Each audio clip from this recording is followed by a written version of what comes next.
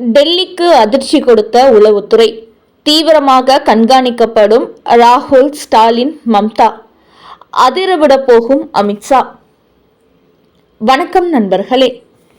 இன்றைக்கு இந்திய அரசியலை பொறுத்தவரை நாட்டுக்கும் நாட்டு மக்களுக்கும் நல்லது நடக்க வேண்டும் என்பதை விட தங்களுக்கும் தங்களது குடும்பத்துக்கும் நல்லது நடக்க வேண்டும் என்ற எண்ணத்தில்தான் அத்தனை அரசியல் கட்சிகளுமே செயல்பட்டு வருகிறார்கள். குறிப்பாக திமுக, காங்கிரஸ், திரிணாமுல் காங்கிரஸ் போன்ற குடும்ப கட்சிகளை எடுத்துக்கொண்டால் தங்களது வெற்றிக்காக எதையும் செய்யக்கூடிய சுயநலவாதிகளாக இருக்கிறார்கள். அதன் காரணமாகவே வெளிப்படையாக பாகிஸ்தானுக்கு எதிராக இந்தியா எடுத்த ஆபரேஷன் சிந்தூர் நடவடிக்கைக்கு ஆதரவு தெரிவிப்பது போன்று பேசும் இவர்கள் திரைமறைவில் இந்தியாவுக்கு எதிரான அத்தனை வேலைகளிலும் ஈடுபட்டு வருகிறார்கள். அதில் மு.க. ஸ்டாலினை பொறுத்தவரை எப்போதுமே பிரிவினைவாத அரசியல் பேசக்கூடியவர். பாஜக இந்துத்துவ அரசியல் செய்வதாக சொல்லிக்கொண்டு இவரோ சிறுபான்மையினருக்கு ஆதரவான அரசியல் செய்து வருகிறார். சட்டசபையில் ஜெய்ஹிந்த் என்ற வார்த்தையை சொல்வதற்கு கூட தடை போடுபவர். இப்படி மு.க. ஸ்டாலினை போன்றுதான் ராகுல் காந்தியும் மம்தா பானர்ஜியும் திரைமறைவில் மிகப்பெரிய அளவில் இஸ்லாமியர்களுக்கு ஆதரவான அரசை செய்து வருகிறார்கள். குறிப்பாக பாகிஸ்தான் மீது இந்தியா தாக்குதல் நடத்திய போது இவர்களெல்லாம் துடித்து போனார்கள்.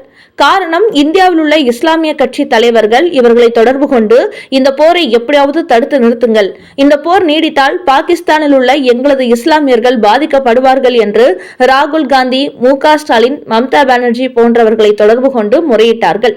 அதன் காரணமாகவே எப்படியாவது இந்த போரை நிறுத்திவிட வேண்டும், இந்தியாவில் உள்ள இஸ்லாமியர்களின் கோரிக்கை நாம் நிறைவேற்றி அவர்களின் வாக்கு வங்கியை தக்க வைத்துக் கொள்ள வேண்டும் என்ற நோக்கத்தில் இவர்கள் 3 பேருமே செயல்பட்டு வந்தார்கள். இந்த நேரத்தில் வெளிநாடுகளிலிருந்து இந்தியாவில் வந்த இஸ்லாமியர்களுக்கு இங்குள்ள இஸ்லாமியர்கள் வரவேற்பு கொடுத்து அவர்களுக்கு அடைக்கலம் கொடுக்கிறார்கள். இது தமிழ்நாட்டில் மட்டுமின்றி மேற்கு வங்காளத்திலும் பெரிய அளவில் நடக்கிறது. குறிப்பாக தமிழ்நாட்டிற்குள் வங்கதேசத்திலிருந்து வந்த ஏராளமான இஸ்லாமியர்கள் வாழ்ந்து கொண்டிருக்கிறார்கள். அதே போல்தான் மேற்கு வங்காளத்திலும் வங்கதேசத்திலிருந்து ஏராளமானோர் ஊடுருவி கொண்டிருக்கிறார்கள். அவர்களை தடுத்து நிறுத்த மம்தா பானர்ஜி எந்த ஒரு முயற்சியும் எடுக்கவில்லை என்று மத்திய உள்துறை அமைச்சர் அமித்ஷா குற்றம் சாட்டியிருக்கிறார். இதுகுறித்து அவர் வெளியிட்டுள்ள செய்தியில், இந்திய நாட்டில் உள்ள சில முக்கிய கட்சிகள் தங்களது வாக்கு வங்கி அரசியலுக்காக இஸ்லாமியர்களுக்கு ஆதரவாக செயல்பட்டு கொண்டு இருக்கிறார்கள். அதோடு இஸ்லாமியர்கள் அதிகமாக இந்த நாட்டுக்குள் வந்துவிட்டால் தங்களது வாக்கு வங்கி அதிகரிக்கும் என்பதற்காக அவர்களை வங்கதேசம் உள்ளிட்ட நாடுகளிலிருந்து இந்தியாவுக்குள் கொண்டு வருகிறார்கள். குறிப்பாக மேற்கு வங்காளம், தமிழ்நாடு போன்ற பல மாநிலங்களில் விசா மூலம் வந்த பெரும்பாலான வங்கதேசத்தினர் திரும்பி செல்லவே இல்லை. அவர்களை இங்குள்ள இஸ்லாமியர்களும் அவர்களுக்கு ஆதரவாக செயல்படும் அரசியல் கட்சிகளும் ஆதரிக்கின்றன. இதன் காரணமாகவே அவர்களை கண்டறிந்து இங்கிருந்து வெளியேற்றுவது பாதுகாப்புத்துறைக்கு பெரும் சவாலாக உள்ளது என்று கூறியிருக்கும் மத்திய அமைச்சர் அமித்ஷா, தங்களது வாக்கு வங்கி அரசியலுக்காக இந்த கட்சிகள் எல்லாம் வகுப்பு வாரிய திருத்த சட்டத்துக்கு எதிராக நீதிமன்றத்தில் வழக்கு தொடுத்துள்ளார்கள். ஆனால் மத்திய அரசை பொறுத்தவரை வகுப்பு வாரியத்துக்கு சொந்தமான எந்த ஒரு நிலத்தையும் அபகரிக்க போவதில்லை.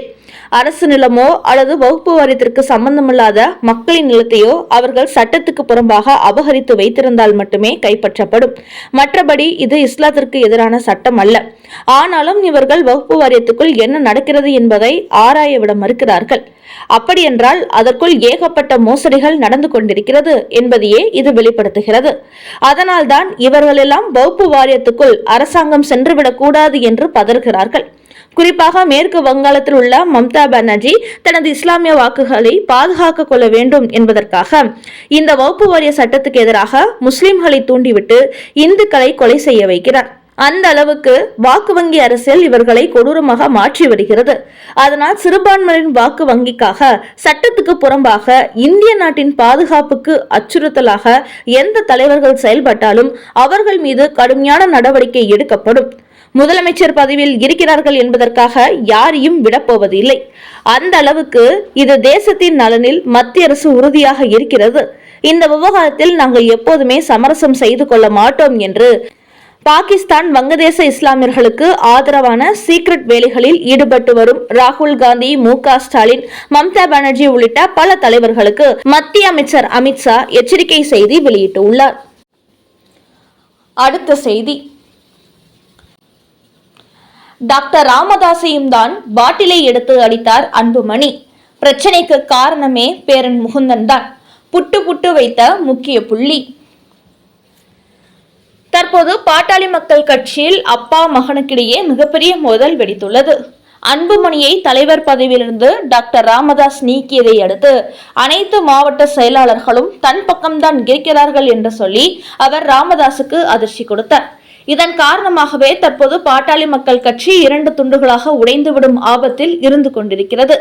இந்த நேரத்தில் டாக்டர் ராமதாஸ் அவருடைய ஆதரவாளர்களை அன்புமணிக்கு எதிரான அவதூறுகளை வெளியிடுமாறு தூண்டிவிட்டுள்ளார். இதன் காரணமாகவே அன்புமணியின் இமேஜை கெடுக்கும் வகையில் பாட்டாளி மக்கள் கட்சியின் முக்கிய புள்ளிகள் சோசியல் மீடியாவில் செய்தி பரப்பி வருகிறார்கள். இந்த நேரத்தில் பாட்டாளி மக்கள் கட்சியை சார்ந்த காடுவெட்டி மனோஜ் வெளியிட்டுள்ள ஒரு செய்தியில் டாக்டர் ராமதாஸின் குடும்பத்துக்குள் என்ன நடந்து கொண்டிருக்கிறது என்பதை புட்டு வைத்துள்ளார். அவர் கூறும்போது, தற்போது பாட்டாளி மக்கள் கட்சியில் ஏற்பட்டுள்ள மோதல் என்பது கட்சி பதவி என்பதை விட கட்சிக்கு பின்னால் இருக்கும் குடும்ப சொத்துக்கள் சம்பந்தமாகத்தான் நடந்து கொண்டிருக்கிறது. குறிப்பாக டாக்டர் ராமதாஸை பொறுத்தவரை தனது மகன் அன்புமணியை பெரிய அளவில் வெறுக்கிறார். அதனால் அவரை தலைவர் பதவியிலிருந்து தூக்கிவிட்டு தனது மகள் வழி பேரன் முகுந்தனை கட்சியில் முக்கிய இடத்துக்கு கொண்டு வர திட்டமிடுகிறார். இதுதான் அன்புமணிக்கு பிடிக்கவில்லை. இத்தனை ஆண்டுகளாக உழைத்துக் கொண்டிருக்கிறோம், 6 மாதத்திற்கு முன்பு வந்த முகுந்தனுக்கு இவர் முக்கியத்துவம் கொடுத்தார் என்று அவருக்கு எதிராக கொடி பிடிக்கிறார். இதன் காரணமாகவே சமீப காலமாக டாக்டர் ராமதாஸ் குடும்பத்தில் மோதல் வெடித்துக் கொண்டிருக்கிறது. குறிப்பாக தனது மனைவியை அன்புமணி பாட்டிலை எடுத்து அடித்ததாக டாக்டர் ராமதாஸ் கூறியிருந்தார். ஆனால் அன்றைய தினம் டாக்டர் ராமதாஸையும் சேர்த்துதான் அவர் தண்ணீர் பாட்டிலை எடுத்து அடித்தார். இது அனைவருக்கும் தெரிந்த விஷயம்தான். என்றாலும் தன்னை அடித்தார் என்று சொன்னால் தனக்கு அவமானம் என்று கருதி தனது மனைவியை அடித்ததாக சொல்கிறார் டாக்டர் ராமதாஸ். அதோடு இது போன்ற பல பிரச்சனைகள் தொடர்ந்து குடும்பத்தில் நீடித்து வருவதால் தான் தனது மகள் வழி பேரன் முகுந்தனுக்கு கட்சியில் இளைஞரணி பதவி கொடுத்துவிட்டு எதிர்காலத்தில் அவரை தலைவராக்க வேண்டும் என்று டாக்டர் ராமதாஸ் திட்டமிடுகிறார். அதோடு தன்னுடைய குடும்ப சொத்து அனைத்தையும் முகுந்தனுக்கே கொடுக்க அவர் திட்டமிட்டு உள்ளார். இந்த தகவல்கள் வெளியாகி வருவதனால்தான் அன்புமணி ராமதாஸ் கடும் கொந்தளிப்புக்கு ஆளாகி வருகிறார். அதனால்தான் முகுந்தனை கட்சிக்குள் விடவே மாட்டேன், என்னுடைய வீட்டுக்குள்ளும் விடமாட்டேன் என்று ஆவேசமாகி வருகிறார். அந்த வகையில் தற்போது பாட்டாளி மக்கள் கட்சிக்குள் நடந்து வரும் பிரச்சனைகளுக்கு தனது பேரன் முகுந்தனை கட்சியிலும் தனது குடும்பத்திலும் முன்னிலைப்படுத்த வேண்டும் என்று டாக்டர் ராமதாஸ் நினைப்பதுதான். ஆனால் இதற்கு அன்புமணி முட்டுக்கட்டை போடுவதோடு அப்படி செய்தால் கட்சியை நான் உடைத்து விடுவேன் என்று மிரட்டிக் கொண்டு வருகிறார். இப்படி அப்பா மகனுக்கு இடையிலான இந்த மோதல் காரணமாகத்தான் இனிமேலும் நாம் கட்சியில் தொடர்ந்தால் கட்சி 2 துண்டாகிவிடும் என்று சமீபத்தில் முகுந்தன் தனது இளைஞரணி தலைவர் பதவியை ராஜினாமா செய்தார். என்றாலும் அவருக்குத்தான் தனது சொத்துக்களை கொடுப்பேன் என்று டாக்டர் ராமதாஸ் தொடர்ந்து கூறி வருவதால் இந்த விவகாரம் அத்தனை எளிதில் முடிந்து விடாது. கட்சி விவகாரத்தை தொடர்ந்து குடும்ப விவகாரம் அடுத்தபடியாக பெரிய அளவில் விஸ்வரூபம் எடுக்கும் என்றும் காடுவெட்டி மனோஜ் ஒரு பரபரப்பு செய்தி வெளியிட்டுள்ளார். தேமுதிகவுக்கு அமைச்சர் மூலம் தூதுவிட்ட மு.க. ஸ்டாலின் தற்போது தமிழக அரசியல் களம் 2026 சட்டமன்ற தேர்தலை எதிர்நோக்கியுள்ளது. இதன் காரணமாக புதிய கட்சிகளை தங்களது கூட்டணிக்கு எடுக்கும் முயற்சியில் அதிமுக, திமுக, பாஜக உள்ளிட்ட கட்சிகள் தீவிரமடைந்துள்ளன.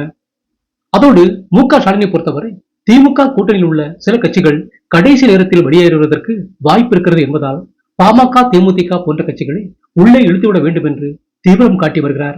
இந்த நேரத்தில்தான் அதிமுக தங்களுக்கு சொன்னபடி ராஜ்யசபா சீட் கொடுக்கவில்லை என்று கொந்தளித்து வருகிறார் தேமுதிகவின் பிரேமலதா.